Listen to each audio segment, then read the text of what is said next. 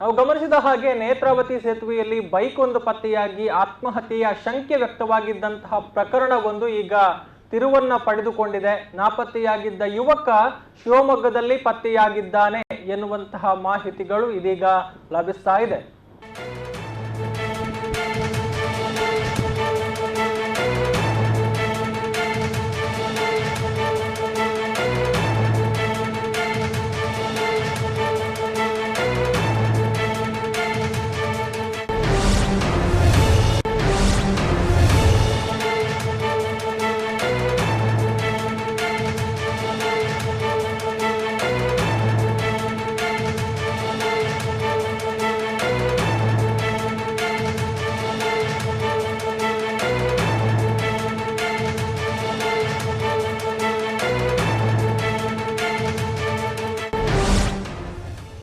Netravati ಸೇತುವೆಯಲ್ಲಿ bike ಪತ್ತೆಯಾಗಿ ಆತ್ಮಹತ್ಯೆಯ ಶಂಕೆ ವ್ಯಕ್ತವಾಗಿದ್ದಂತಹ ಪ್ರಕರಣ ಇದೀಗ ತಿರುವನ್ನ ಪಡೆದುಕೊಂಡಿದೆ. ನಾಪತ್ತೆಯಾಗಿದ್ದ ಯುವಕ ಈಗ ಶಿವಮೊಗ್ಗದಲ್ಲಿ ಪತ್ತೆಯಾಗಿದ್ದಾನೆ.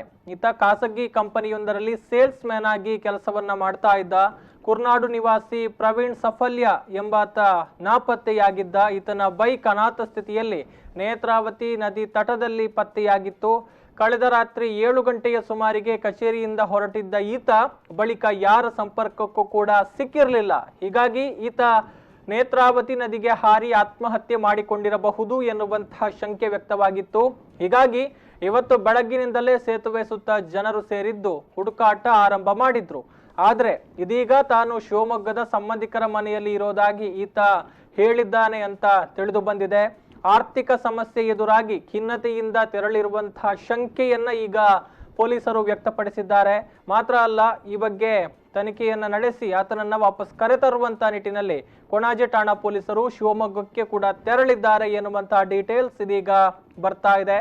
ಸೊ ನಾವು ಗಮನಿಸಿದ ಹಾಗೆ ನೇತ್ರಾವತಿ ನದಿ ತೀರ ಏನಿದೆ ಅಥವಾ ನೇತ್ರಾವತಿ ಸೇತುವೆ ಏನಿದೆ ಇದು ಸೂಸೈಡ್ ಸ್ಪಾಟ್ ಆಗುವಂತಹ ಲಕ್ಷಣಗಳು ಗೋಚರವಾಗ್ತಾ ಇದೆ. ಯಾವಾಗ ಕೆಫೆ ಕಾಫಿ ಡೇ ಮಾಲಕ ಸಿದ್ಧಾರ್ಥ್ ಅವರು ಇಲ್ಲಿಂದ ಒಂದು ನದಿಗೆ ಹಾರಿ ಆತ್ಮಹತ್ಯೆಯನ್ನು ಮಾಡಿಕೊಂಡಿದ್ರು, ಬಳಿಕ ಈ ಒಂದು ನೇತ್ರಾವತಿ ಸೇತುವೆ ಏನಿದೆ ಇದು ಆತ್ಮಹತ್ಯೆ ಮಾಡಿಕೊಳ್ಳುವವರ ತಾಣವಾಗಿ ಮಾರ್ಪಟ್ಟಿದೆ ಎನ್ನುವಂತಹ ಮಾತುಗಳು ವ್ಯಾಪಕವಾಗಿ ಕೇಳಿ ಬರ್ತಾ ಇತ್ತು. ಆ ಮಾತಿಗೆ ಪೂರಕ ಎನ್ನುವ ಹಾಗೆ ಅನೇಕ ಪ್ರಕರಣಗಳು ಆ ಬಳಿಕ ವರದಿಯಾಗಿದ್ವು. ಇದೀಗ ಅಲ್ಲಿಗೆ ಒಂದು ತಡೆಬೇಲಿ ನಿರ್ಮಾಣಕ್ಕಾಗಿ ಟೆಂಡರ್ ಕರೆಯುವಂತಹ ಪ್ರಕ್ರಿಯೆಗಳಾಗಿದೆ.